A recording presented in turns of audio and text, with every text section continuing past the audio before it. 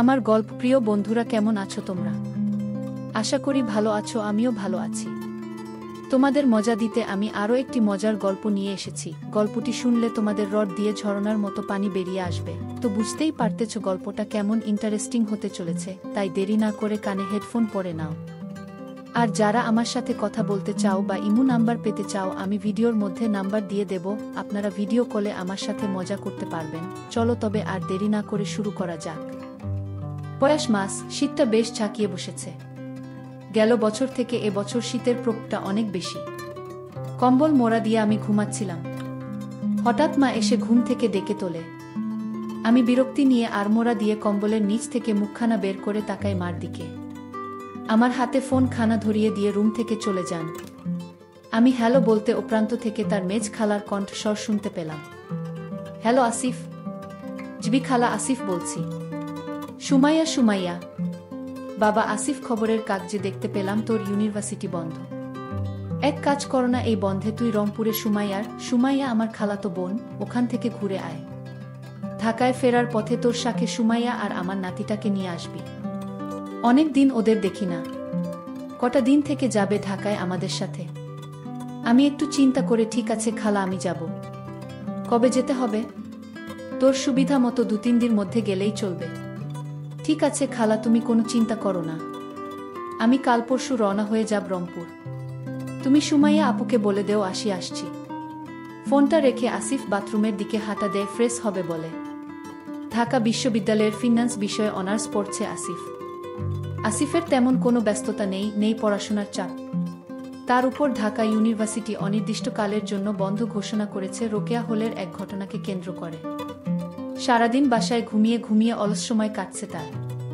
সকালের নাস্তা করে আসিফ কমলাপুর রেল স্টেশনে চলে যায় রংপুর যাবার টিকিট কাটতে। আসিফদের কাজিনদের মধ্যে সুমাইয়া বেশ সুন্দরী। বিয়ের আগে সুমাইয়ার অনেক ভালো বিয়ের প্রপোজাল এসত। সোমা 5 ফিট 5 ইঞ্চি লম্বা, গায়ের রং উজ্জ্বল ফর্সা, আর শরীরের গঠনও বেশ ভালো, যেন ছেলেদের আগুন ধরাত। পাড়ার সব বয়সী ছেলেরা পাগল ছিল সুমাইয়ার জন্যে। সুমাইয়ার বাবা হঠাৎ করেই সুমাইয়ার বিয়ে ঠিক করে ফেলেন এক বিসিএস ক্যাডার ছেলের সাথে। পাত্রের বয়স একটু বেশি, 36, আর সুমাইয়া 22 বছরের পরিপক্ক এক রমণী। 14 বছরের গ্যাপ খুব একটা বড় সমস্যা হয়ে দাঁড়াল না সুমাইয়ার পরিবারের কাছে। কিন্তু সুমাইয়ার ওই বিয়েতে একদম মতো ছিল না। ভাগ্য নাকি নিয়তি, সুমাইয়ার বিয়ে হয়ে যায় সেই বিসিএস ক্যাডার ছেলের সাথে। সুমাইয়ার হাজব্যান্ড মুনির সাহেব খুব ভালো মানুষ। মুনির সাহেব এখন রংপুর জেলার জেলা প্রশাসকের দায়িত্বে আছেন। বর্তমানে সে ট্রেনিংয়ে 8 মাসের জন্য দেশের বাইরে গেছেন। বিয়ের পরের বছর সুমাইয়ার কোল জুড়ে আসে ফুটফুটে একটি ছেলে সন্তান। দেখতে দেখতে ছেলেটা বড় হয়ে যায়। নাম রাখে শাবাব। শাবাব এখন ক্লাস 2তে পড়ে। শাবাবের এখন বার্ষিক পরীক্ষা চলছে, শেষ হবে কদিন পরে। তারপর দিন আসিফ তার লাগেজ গুছিয়ে রওনা হয় রংপুরের উদ্দেশ্যে। এসি কেবিন, শোবার জন্য স্লিপার আছে। বেশ আরামদায়ক জার্নি, তবে অনেক লম্বা সময়। দেখতে দেখতে 12 ঘন্টা চলে গেল। সকাল 11টার দিকে আসিফ রংপুর রেল জংশন স্টেশনে পৌঁছাল গেল। আসিফের জন্য সুমাইয়া রেল স্টেশনে গাড়ি পাঠিয়েছিল আসিফকে রিসিভ করতে। আসিফ আগে কখনো রংপুর আসেনি। নতুন শহর, তার উপর আবার প্রচণ্ড ঠান্ডা পড়েছে। নতুন পরিবেশ, নতুন শহর দেখতে দেখতে আসিফ জেলা প্রশাসকের বাংলোত চলে আসলা। বাংলোটা বেশ অনেকখানি জায়গা নিয়ে করা হয়েছে। পুরো বাংলোটা প্রাচীর দিয়ে ঘেরা। বাংলোর সামনে সুন্দর সুন্দর বাহারি রকমের ফুলের বাগান করা হয়েছে। বাংলোর চারপাশে সারি সারি বিভিন্ন রকমের ফলের গাছ, পাখির কিচিরমিচির শব্দ। শহর থেকে একটু দূরে নিরিবিলিতে খুব সুন্দর করে সাজানো বাংলোটি। জেলা প্রশাসকের বাংলো বলো কথা। গাড়িটি বাংলোর ভিতরে আসার পর সুমাইয়াকে বেরিয়ে আসতে দেখল আসিফ। প্রায় 4 বছর পর সুমাইয়ার সাথে আসিফের দেখা। সুমাইয়া ওই দিন জর্জেটের শাড়ি পরেছিল। শাড়িটি উপর থেকে একটা শাল দিয়ে জড়ানো। আসিফ গাড়ি থেকে নামার পর সুমাইয়া দুহাত এগিয়ে দিয়ে আসিফকে। সুমাইয়ার বিশাল আসিফের বুকে চাপ খেল কয়েক সেকেন্ডের জন্যে। নরম পেয়ে আসিফের একটা কাঁপনি দিয়ে ওঠে, নড়েচড়ে ওঠে, দাঁড়াতে শুরু করে। মুক্ত হবার সময় সুমাইয়ার গায়ের চাদরটা খুলে যায়। সাথে সাথে সুমাইয়ার হাতা আসিফের চোখ সুমাইয়ার দিকে আটকে যায়। সুমাইয়া সেটা বুঝতে পেরে শালটা পেঁচিয়ে নেয় গায়ে। আসিফের কাছে জানতে চাইল পথে কোনো সমস্যা হয়নি তো। আসি না সূচক উত্তর দিল। আসিফের প্রতি একটা বিশেষ দুর্বলতা আছে। পেয়ে আসিফের মনটা চলে যায় সুমাইয়ার দিকে। দৃষ্টিতে সে সুমাইয়াকে অবলোকন করতে থাকে। সোমা আসিফকে পুরো বাংলোটি ঘুরিয়ে দেখাতে থাকে। বাংলোটা 3 তালা। নিচে তালায় ড্রয়িং, ডাইনিং আর কিচেন রুম আছে। দোতলায় মাস্টার বেডরুম ও আরও 3টি রুম আছে। সবগুলো রুম বেশ বড় বড়। বাংলোর 3 তলায় স্টোর রুমের মতো কিছু রুম আছে। তার উপরের তলায় ছাদ। পুরো বাংলোটি খুব সুন্দর পরিপাটি করে গুছানো। সুমাইয়া আসিফকে পুরো বাংলোটি ঘুরিয়ে দেখাল। তারপর দোতায় একটি রুম দেখিয়ে আসিফকে ফ্রেশ হতে বলল। আসিফ তার থাকার রুমটি এক ঝলক দেখে নিল। একটা অ্যাটাচড বাথরুমও আছে সাথে। রুমে একটা কিং সাইজ খাট, তার পাশে আলমিরা ও ছোট একটা টেবিল। আসিফের বেশ পছন্দ হলো নিজের রুমটি। দুপুরের খাবার দেয়া হয়েছে। আসিফকে নিচ তলায় খেতে ডাকে সুমাইয়া। সুমাইয়া দুপুরের শাওয়ার নেয়ার পর কাপড় চেঞ্জ করে হালকা গোলাপি রঙের মেক্সি পরেছে। চুলগুলো তখনও ভেজা। মেক্সির ভেতর থেকে তার অস্তিত্ব জানান দিচ্ছিল। সুমাইয়াকে বেশ আকর্ষণীয় দেখাচ্ছিল। সুমাইয়াকে আগের থেকেও আরও সুন্দর লাগছিল আসিফের। মনে হচ্ছিল সব রিলেশন বিসর্জন দিয়ে সুমাইয়াকে বউ বানিয়ে নেয়। কিন্তু তা কি আর সম্ভব? বয়সে আসিফ সুমাইয়ার থেকে 5 বছরের ছোট। তাকে কি বউ করার ব্যাপারে বড় ছোট কোনো ব্যাপার না। কিন্তু কেমন করে? আসিফ দুপুরের ভাত খেতে খেতে চিন্তা করতে লাগলো কেমন করে সুমাইয়াকে বলবে। দুপুরের ভাত খাবার পর আসিফ ছাদে উঠে একটা সিগারেট ধরায়। শীতের আমেজ সিগারেটে টান দিতে আসিফের বেশ ভালোই লাগছিল। ছাদে কিছু কাপড় শুকুতে দেয়া হয়েছে সারিবদ্ধভাবে। তার মধ্যে একটি কালো রঙের। আসিফ বুঝতে পারে এগুলো সুমাইয়ার। আসিফ ছাদের চারপাশটা দেখে নিয়ে হাতে নেয়। কাপ দুটি বিশাল। আসিফ অনুমান করার চেষ্টা করে সুমাইয়ার কত বড় হতে পারে। সকালে সে পেয়েছিল। নাকের কাছে নিয়ে সুমাইয়ার গন্ধ খুঁজতে থাকে আসিফ। পাশে একটা হ্যান্ডট্যাগ দেখতে পায়। 100% কটন। এক ধরনের ফ্যান্টাসি কাজ করতে থাকে তার মধ্যে। সেমি ট্রান্সপারেন্ট, একই সাথে স্টাইলিশ। পরলে সুমাইয়াকে না জানি কতটা সুন্দরী লাগে। আসিফ সেটা চিন্তা করতে করতে উপর ঘষতে থাকে। হঠাৎ সুমাইয়ার গলার আওয়াজ শুনতে পায় আসিফ। আসিফ দ্রুত আগের জায়গায় রেখে দিয়ে ছাদের রেলিং এর একপাশে সরে আসে। সুমাইয়া হাতে চায়ের কাপ আর এক হাতে একটা মোবাইল ফোন। চায়ের কাপ আর মোবাইল ফোন আসিফের দিকে এগিয়ে দিয়ে বলে, দেখ তো আসিফ, আমার মোবাইল ফোনটা বেশ স্লো হয়ে গেছে। কিছু করতে পারিস কিনা? আসিফ সুমাইয়ার ফোনটা হাতে নিয়ে অপশনগুলো দেখে ঠিক আছে কিনা। Android handset. মোবাইলটা হাতে নিয়ে আসিফ কৌতূহলবশত কল লিস্ট দেখতে থাকে। রাত 2টার সময় মুনির ভাইয়ের পিএস কোনো সুমাইয়াকে ফোন করবে। আসিফ কল ডিউরেশন দেখে প্রায় 25 মিনিট কথা হয়েছে। দিনে আরও বেশ কবার। সন্দেহ হয় আসিফের। আসিফ ফোনটি রিসেট করে দিয়ে নতুন করে সেট আপ করে দেয়। সাথে একটা অটো কল রেকর্ডিং অ্যাপ্লিকেশনটা ডাউনলোড করে ইনস্টল করে দেয়। তারপর সুমাইয়ার হাতে দিয়ে দেয়। সুমাইয়াকে সে আর চোখে দেখতে থাকে। সুমাইয়ার প্রতি একটা তীব্র অনুভব থাকে সে। সুমাইয়ার আগের থেকেও আরও ভারী হয়ে উঠেছে। গোলাপি মেক্সির উপর কোনো নেয়নি সুমাইয়া। ফলে তার পবত সমান বেশ ভালো মতোই দেখা যাচ্ছিল। আসিফ যেন তা চোখ দিয়ে গিলে খেতে থাকে। এই শীতের রাতে সুমাইয়ার মতো সুন্দরী নারীকে পেলে মন্দ হতো না। পাগল বানিয়ে দিত আসিফ। তার জন্যে রাস্তা খুঁজতে থাকে আসিফ।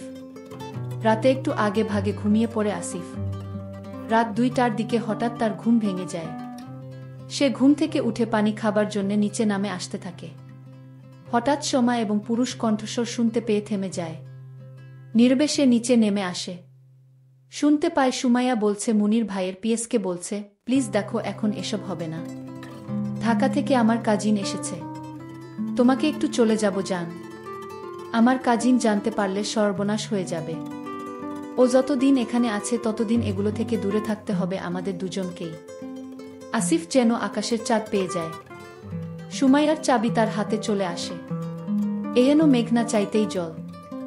আসিফ তার রুমে ফিরে এসে লক্ষ্য করতে থাকে সুমাইয়া কখন উপরে আসবে। তার 5 মিনিট পর সুমাইয়া উপরে আসে। সুমাইয়া উপরে উঠে আসিফকে দেখে চমকে যায়। আসিফ টিটকারি সুরে বলে, ভালো, বেশ ভালো, ভালোই চলছে পিএস এর সাথে তাহলে। সুমাইয়া ভ্যাবাচ্চাকা খেয়ে বলে, কিসের ভালো? কি চলছে? কি বলছিস জাতা? আসিফ নিজের মোবাইলের ভিডিওটি বের করে সুমাইয়াকে দেখায় আর বলে, মুনির ভাইকে ভিডিওটা দেখাতে হবে। সুমাইয়া লজ্জায় মাথা নিচু করে আসিফের কোনো কথার উত্তর না দিয়ে নিজের রুমে গিয়ে দরজা বন্ধ করে দেয়। সুমাইয়া চিন্তায় পড়ে যায় আসিফকে নিয়ে। মনে মনে যে ভয়টা পাচ্ছিল সেটাই ঘটেছে। আসিফ দেখে ফেলেছে তাদের দুজনকে। আসিফ যদি মুনিরকে সব বলে দেয় তাহলে তার সংসার নিয়ে টানাটানি পড়ে যাবে। কিভাবে আসিফকে সে সামাল দিবে বুঝতে পারছে না। সারারাত সুমাইয়ার ঘুম হলো না। ওদিকে আসিফ মনে মনে বেশ খুশি, সুমাইয়াকে টিকিট পেয়ে গেছে সে। এখন শুধু সময়ের ব্যাপার মাত্র। সুমাইয়াকে সে ব্ল্যাকমেইল করবে। সুমাইয়াকে আত্মসমর্পণ করতেই হবে আসিফের কাছে। পরদিন সকালে ঘুম থেকে উঠার পর সুমাইয়া আসিফকে এড়িয়ে চলতে লাগল। আসিফ সুমাইয়াকে সুযোগ খুঁজতে থাকে। বাসায় একটি কাজের মেয়ে আসে সকালে। কাজ শেষ করে সে চলে যেতে যেতে বিকেল হয়। বিকেলে আবার শাবাব স্কুল থেকে চলে আসে। সুযোগের অপেক্ষা তাকে বেশিক্ষণ করতে হয় না। বেলা 12টার দিকে সুমাইয়া শাওয়ার নিয়ে ভেজা কাপড় হাতে নিয়ে ছাদের দিকে যেতে থাকে তা রোদে দেবার জন্যে। আসিফ মনে মনে চিন্তা করে, এই তো সুযোগ। আসিফ নিচতলায় নেমে দেখে নেয় কাজের মেয়েটা রান্নাঘরে রান্না করছে। আসিফ দেরি না করে ছাদের উদ্দেশ্যে রওনা হয়। সুমাইয়া কাপড় রোদে দিয়ে নিচে আসতে থাকে। অমনি ছাদের চিলে কোঠায় সুমাইয়াকে একা পেয়ে দেওয়ালের একপাশে ধরে আসিফ। সুমাইয়াকে কোনো সুযোগ না দিয়ে আসিফ সুমাইয়ার আরম্ভ করে। সুমাইয়া নিজেকে ছাড়িয়ে নেওয়ার চেষ্টা করে কিন্তু সফল হয় না। সুমাইয়া চিৎকার দিয়ে ওঠে বলে, ভালো হচ্ছে না কিন্তু, ছাড় আমাকে। যখন মুনির ভাইয়ের পিএস রবি সাহেব তোমাকে তখন খুব ভালো লাগে তাই না? আমি কিন্তু চিৎকার করব। চিৎকার কর না, আমিও সবিকে বলে দিব তোমার কুকর্ম। শুধু তোমার নিয়ে একটু খেলা করব রবি সাহেবের মতো, তারপর ছেড়ে দিব। আর কখনো তোমাকে ডিস্টার্ব করব না। শুধু এতটুকুই, আর কখনো আমাকে ডিস্টার্ব করবে না? না, করব না, প্রমিস। আসিফ সুমাইয়াকে দেওয়ালে ঠেস দিয়ে ধরে। আসিফ সুমাইয়ার খুব কাছে এসে সুমাইয়ার চোখের উপর চোখ রাখে। সুমাইয়া ও আসিফের আই কন্ট্রাক্ট হয়। সুমাইয়া আসিফের চোখে চোখ রাখতেই হায়ানার ক্ষুধার্ত চেহারার প্রতিচ্ছবি দেখতে পায়। যেন তাকে চোখ দিয়ে আসিফ।